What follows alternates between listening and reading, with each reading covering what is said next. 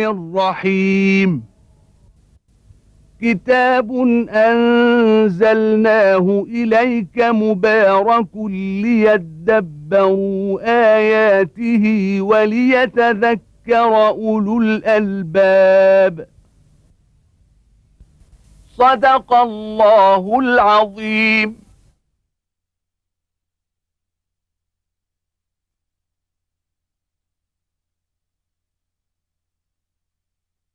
الحمد لله رب العالمين، والصلاة والسلام على عبده ورسوله الأمين سيدنا ونبينا محمد وعلى آله وأصحابه ومن اهتدى بهداه وعمل بسنته إلى يوم الدين. وبعد، فيقول الله تبارك وتعالى: والذين اجتنبوا الطاغوت أن يعبدوها وأنابوا إلى الله لهم البشرى فبشر عبادي الذين يستمعون القول فيتبعون أحسنه أولئك الذين هداهم الله وأولئك هم أولو الألباب. أفمن حق عليه كلمة العذاب أفأنت تنقذ من في النار؟ لكن الذين اتقوا ربهم لهم غرف من فوقها غرف مبنية تجري من تحتها الأنهار وعد الله لا يخلف الله الميعاد. ألم تر أن الله أنزل من السماء ماء فسلكه ينابيع في الأرض ثم يخرج به زرعا مختلفا ألوانه ثم يهيج فتراه مصفرا ثم يجعله حطاما إن في ذلك لذكرى لأولي الألباب. فمن شرح الله صدره للإسلام فهو على نور من ربه فويل للقاسية قلوبهم من ذكر الله أولئك في ضلال مبين. قول الله تبارك وتعالى: والذين اجتنبوا الطاغوت أن يعبدوها هؤلاء هم الذين وحدوا الله تبارك وتعالى وتركوا كل ما يعبد من دون الله تبارك وتعالى. فهذا الطاغوت التي جاوز العبد به صفته فجعله إلها مع الله تبارك وتعالى، هؤلاء تركوا كل ما يعبد من دون الله تبارك وتعالى وعبدوا الله وحده لا شريك له، وأنابوا إلى الله وحده لا إلى غيره سبحانه وتعالى في عبادتهم. لهم البشرى من الله. الله يبشرهم سبحانه وتعالى، يبشرهم بفضله وإحسانه وإنعامه عليهم في الدنيا والآخرة بجنته ورضوانه جل وعلا. فبشر عباد، بشر عباد المؤمنين الذين ديت، وأخبرهم بهذه الأخبار السارة جزاء ما لهم، يعني الجزاء الذي لهم عند الله تبارك وتعالى بإيمانهم وتوحيدهم. وهؤلاء مدحه الله تبارك وتعالى بكمال العقول فقال: الذين يستمعون القول فيتبعون أحسنه. هؤلاء الذين ميزوا بين الأقوال، جنس القول، كل قول يقال إنما يتبعون أحسن القول. وأحسن الأقوال قول الله تبارك وتعالى، لأنه أصدق الأقوال، وتمت كلمة ربك صدقا وعدلا. لا أصدق من الله تبارك وتعالى ولا أعدل منه سبحانه وتعالى. إن الله يأمر بالعدل والإحسان وإيتاء ذي القربى وينهى عن الفحشاء والمنكر والبغي يعظكم لعلكم تذكرون. فلا قول أحسن من قوله سبحانه وتعالى. وكذلك قول رسله فإن الله هو معلمهم سبحانه وتعالى وهو هاديهم وهو ملهمهم سبحانه وتعالى، وما ينطق عن الهوى نبيه إن هو إلا وحي يوحى. فهؤلاء الذين اتبعوا قول الله تبارك وتعالى، أقوال الله تبارك وتعالى وقول رسوله لأنها أحسن الأقوال، الذين يستمعون القول فيتبعون أحسن أولئك الذين هداهم الله وفقهم الله تبارك وتعالى. هداية هنا هداية توفيق وتمسيك بالحق، وأولئك هم أولو الألباب، أهل العقول الذين ميزوا. ثم قال تبارك وتعالى مقارن بينها، هذه عقد مقارنة بين هؤلاء وهؤلاء. قال: أفمن حق عليه كلمة العذاب أفأنت تنقذ من في النار؟ يعني هذا الذي حقت عليه كلمة العذاب بكفره لأنه كفر وأشرك بالله تبارك وتعالى، فأصبحت كلمة العذاب عليه حق. وكلمة العذاب هنا كلمة الله سبحانه وتعالى التي جعلها الله لازم، وكلمة الله لا بد أن تكون واقعة لازمة. أفمن حق عليه كلمة العذاب، يعني فهذا كيف يكون له مخرج؟ أفأنت تنقذ من في النار؟ أفأنت، خطاب النبي صلى الله عليه وسلم، تنقذ من في النار؟ هو في النار حقيقة، هذا ما لا مجال لإخراجه. وهذا إذا كان النبي صلى الله عليه وسلم يعني لا يستطيع هذا. أمر شخص حكم الله تبارك وتعالى هذا الحكم وجعله من أهل النار لا محالة بكفره، فهذا ما في فائدة، لا فائدة منه، فهذا لا فائدة منه. فهؤلاء الله تبارك وتعالى انظر يعني المثال، هؤلاء يبشرون من الله تبارك وتعالى أهل التوحيد الذين يستمعون القول فيتبعون أحسنه أولئك الذين هداهم الله وأولئك هم أولو الألباب.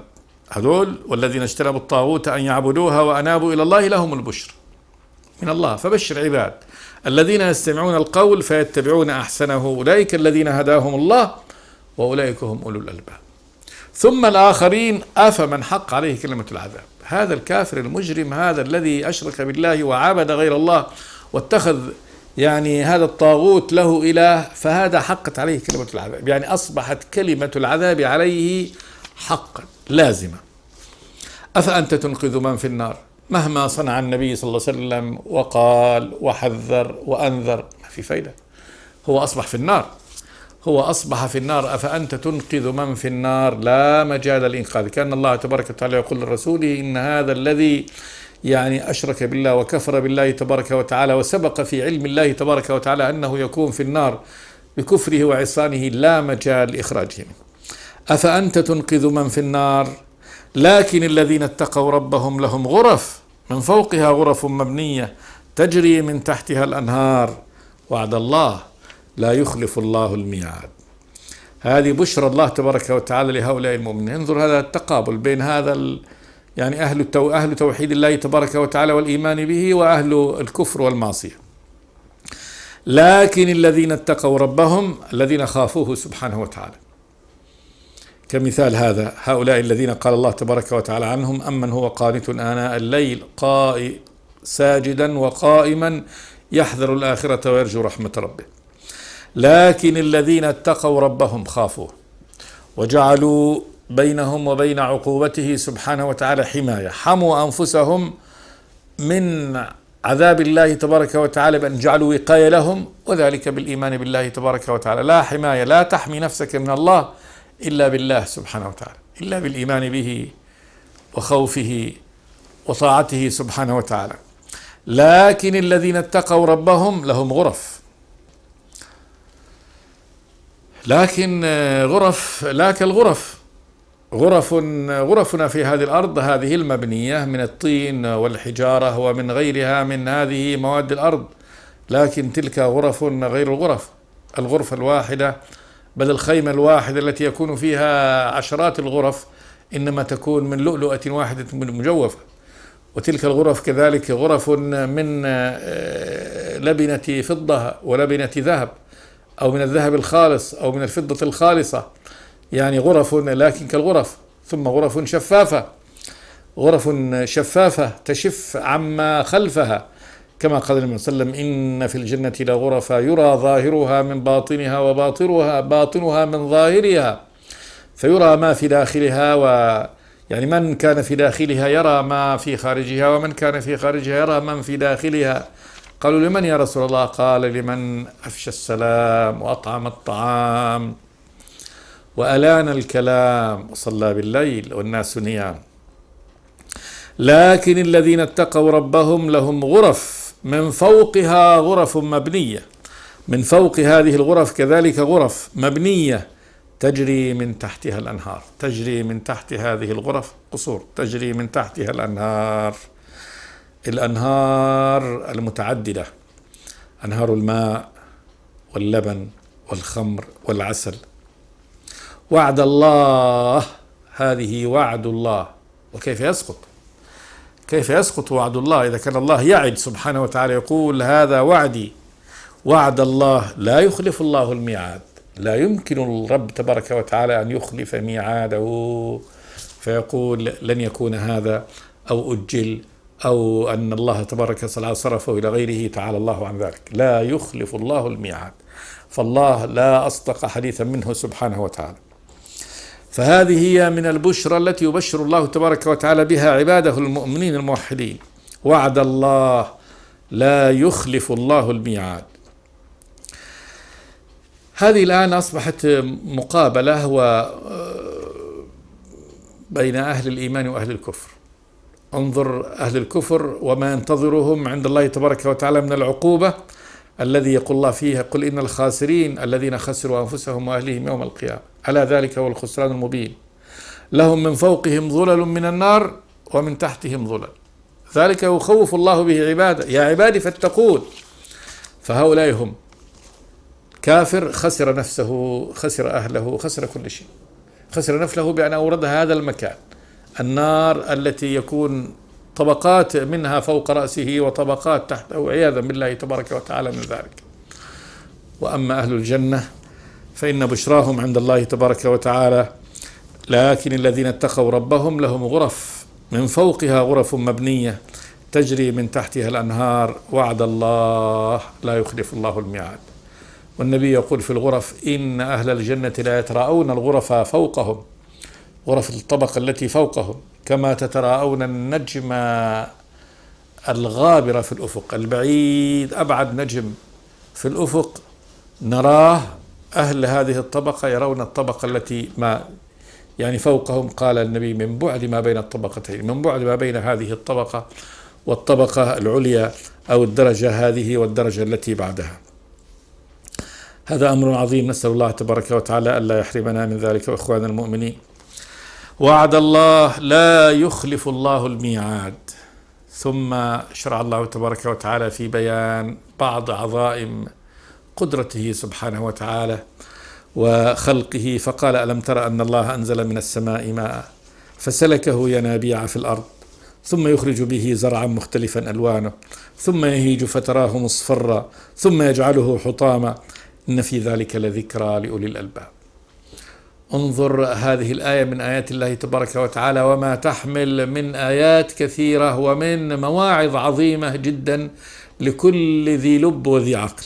أولا: إنزال المطر من السماء. ألم ترى، يعني قد علمت أن الله أنزل من السماء ماء، من السماء من العلو، ماء اللي هو ماء المطر، فسلكه ينابيع في الأرض. سلكه، السلك اللي هو أدخله الله تبارك وتعالى في هذه الأرض، ثم إذا به يخرج ينبوع. الينبوع هو انفجار الماء على سطح هذه الأرض، من يخرج من سفح جبل، من باطن ديت يخرج من شق من الشقوق فينبع، ينزل الماء يسكن في هذه الأرض ثم يخرج ينابيع منها. دورة عظيمة جدا.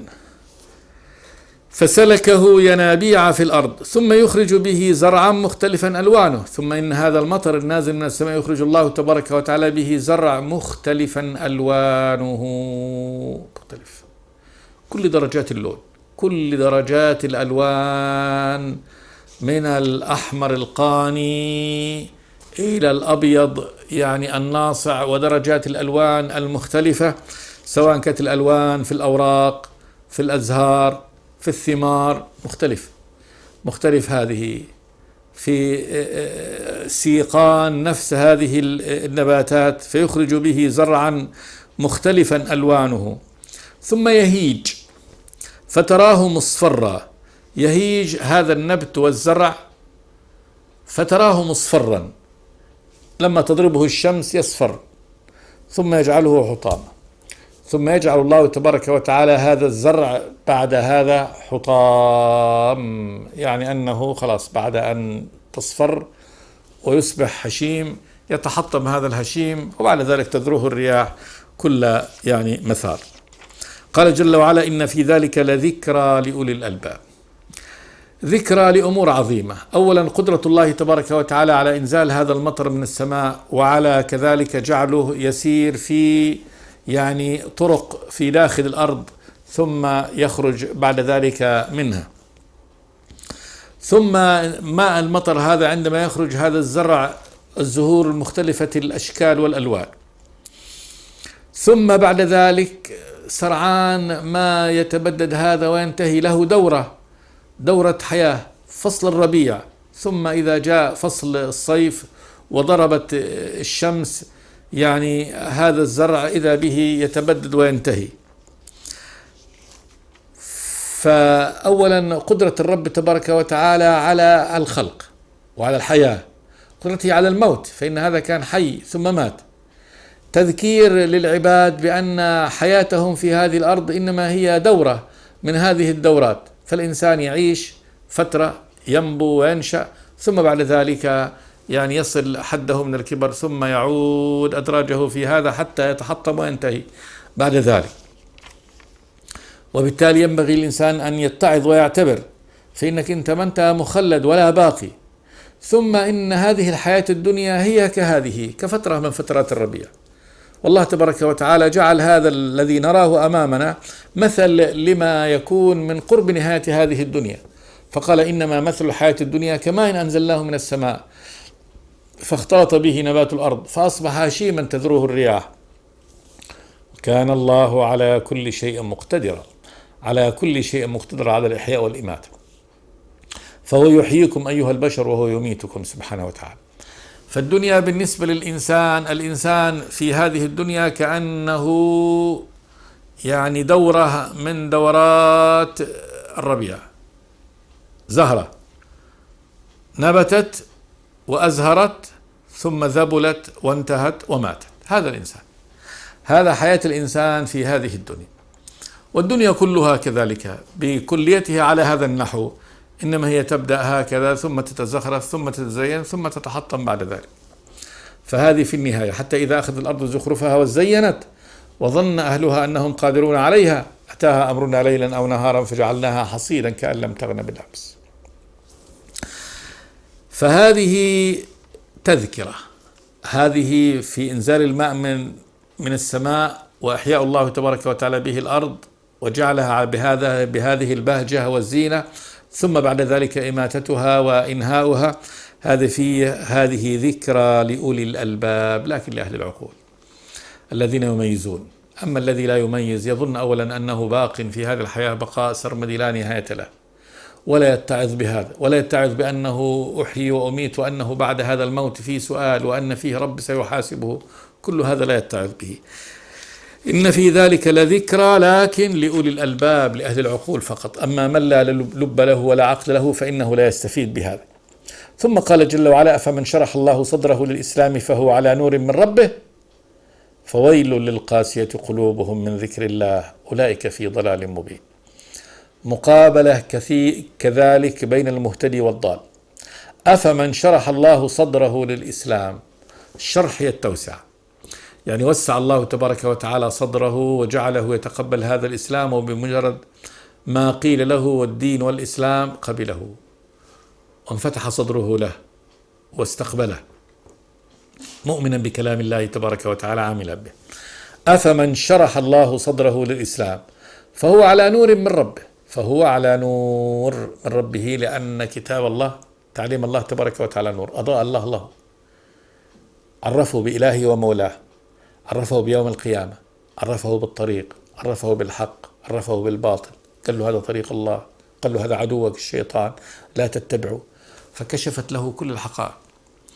فهذا نور الله تبارك وتعالى يكشف لهذا العبد كل هذه الحقائق، فيعرف الأمور على حقيقتها، يعرف الحق من الباطل، الهدى من الضلال، من يواليه ومن يعاديه، أن الله هو الذي يجب أن يوالي الله تبارك وتعالى، يجب أن يعادي عدوه وهو ذا الشيطان، هذا عدو لا تواليه فيبتعد عنه. هذا الطريق خطر لا تمشي فيه، امشي في هذا الطريق. فهذا على نور من رب. شرح الله صدره للإسلام، أولا هذه هداية، وهو أنه قبل هذا الإسلام وأخذه، ثم أنه على نور من ربه في سيره، فهو سار في الصراط المستقيم. فهذا هل يكون مثل هذا؟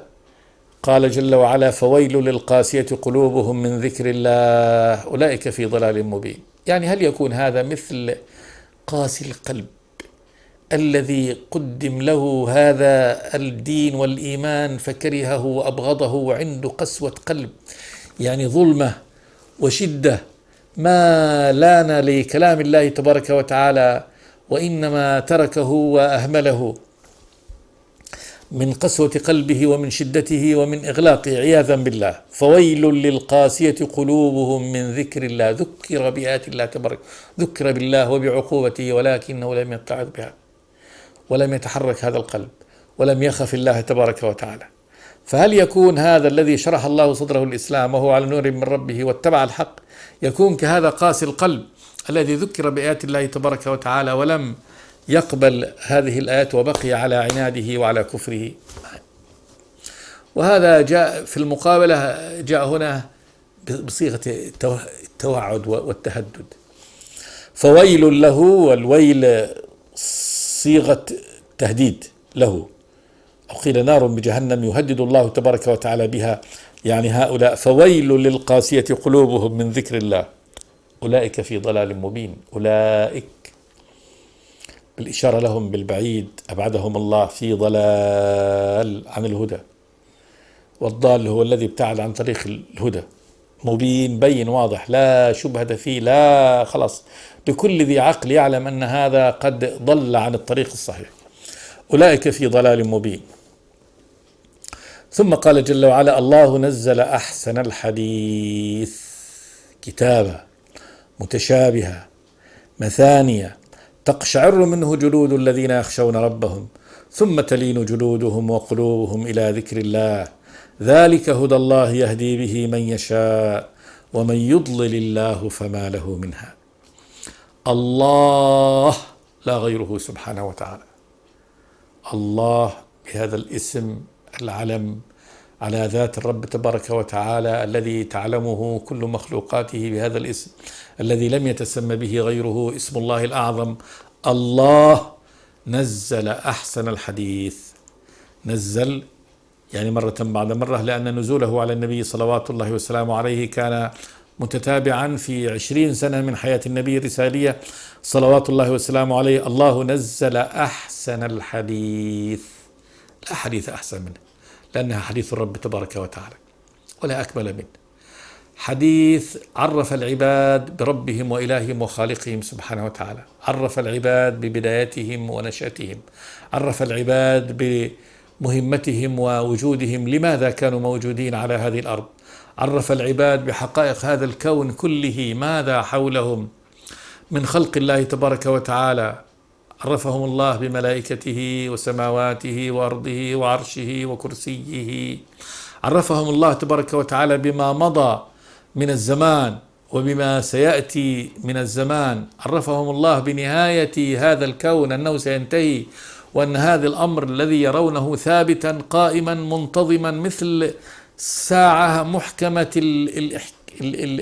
الضبط، فشمسها وقمرها ونجومها ومداراتها كلها في فلك يسبحون بدقة وإحكام، أن هذا لها نهاية تنتهي، وأن هذا الأمر الذي قد يكون في ملايين السنين من الخلف أن له نهاية وأصبحت قريبة، وأنه سينتهي، وأن العباد سيقومون من قبورهم لربهم سبحانه وتعالى ليحاسبهم، وأن هناك جنة وهناك نار، ويعرف العباد طريق الرب تبارك وتعالى. وين؟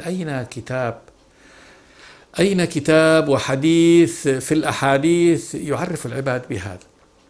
حسب كتاب مما يؤلفه الناس أن يعرف الناس بما يأكلون، ما يشربون، ما يلبسون، ما يبنون، يعرفهم بمرض من الأمراض يجتنبونه، أي كتاب، أو بنظرية من النظريات الخاطئة يسيرون فيها دهر طويل ثم يكتشفون أنها كذب لا حقيقة له. أي كتاب كهذا الكتاب؟ الله نزل أحسن الحديث، لا حديث أفضل من هذا، يحمل يعني كل هذه البركات وهذه الخيرات، لا حديث أكمل وأحسن من هذا. الله نزل أحسن الحديث موضوعا وكذلك في صياغة، ففي صياغته حلو عذب رائق لا يمله السمع قط. الله نزل أحسن الحديث موضوعا وحكما وقصصا وكذلك أسلوبا، كتابا من عنده سبحانه وتعالى مكتوب، متشابه في صياغته، ما في شيء يعني في قمة البلاغة وشيء في أوسطها وشيء في أدناها، بل كله محكم، كله في غاية الإحكام، في أي موضوع يتكلم فيه هو في غاية الإحكام، سواء كان في موضوع يعني الأحكام العملية، العبادات،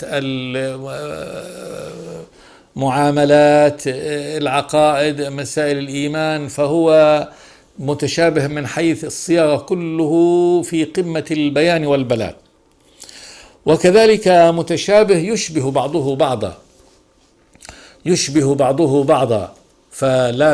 إذا سمعت وعرفت كلام الله تبارك وتعالى ونمط هذا الكلام، فإذا سمعت كلام من كلام الله لم تكن سمعته من قبل أظل تتعرف أن هذا من القرآن. فأي إنسان يسمع العربية ويعرف العربية بمجرد ما يسمع آيات من كتاب الله تبارك وتعالى، لو سمع بعد ذلك آيات لم يكن قد سمعها منه، لا بد أن ينسبها إلى هذا، لأنه يشبه بعضه بعض. خلاص ما يمكن أن تقول إن هذا الكلام خارج عن هذا الكلام، بل هو متشابه يشبه بعضه بعضا في هذه. مثاني يثنى، تثنى المعاني فيه، تثنى تقال ثم تقال ثم تقال ثم تقال، فتكرر في مواطن كثيرة، وذلك لإظهار معانيها ولتأكيدها ولتلوينها. فإذا ذكر الله تبارك وتعالى نفسه سبحانه وتعالى فإنه يذكر يعني عن نفسه وعن صفاته بصور متعددة.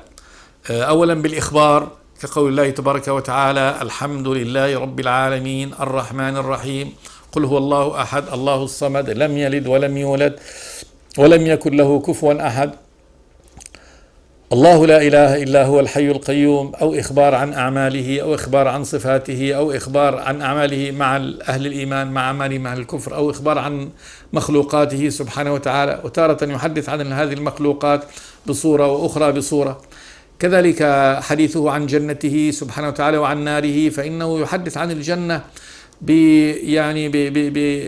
في مواطن كثيرة من القرآن بأساليب متعددة متنوعة. مرة يصف يعني نعيم أهل الجنة في طعامهم وشرابهم ولهوهم، مرة في نسائهم، مرة كذا، مرة في حديثهم. وكذلك حديثه عن النار لم يجعله الله تبارك وتعالى في موضع واحد من القرآن، وإنما في مواضع متعددة، ويصرف الحديث فيه المرة تلو المرة في مكان غير مكان، وهكذا. كذلك نقص عليك من أنباء ما قد سبق وقد آتيناك من لدنا ذكرى من أعرض عنه فإنه يحمل يوم القيامة وزرا خالدين فيه وساء لهم يوم القيامة حملا يوم ينفخ في الصور ونحشر المجرمين يومئذ زرقا يتخافتون بينهم إن لبثتم إلا عشرا نحن أعلم ما يقولون إذ يقول أمثلهم طريقة إن لبثتم إلا يوما. تجد هذا المعنى يتكرر في مكان ويتكرر في مكان آخر ويتكرر في مكان آخر، وهكذا.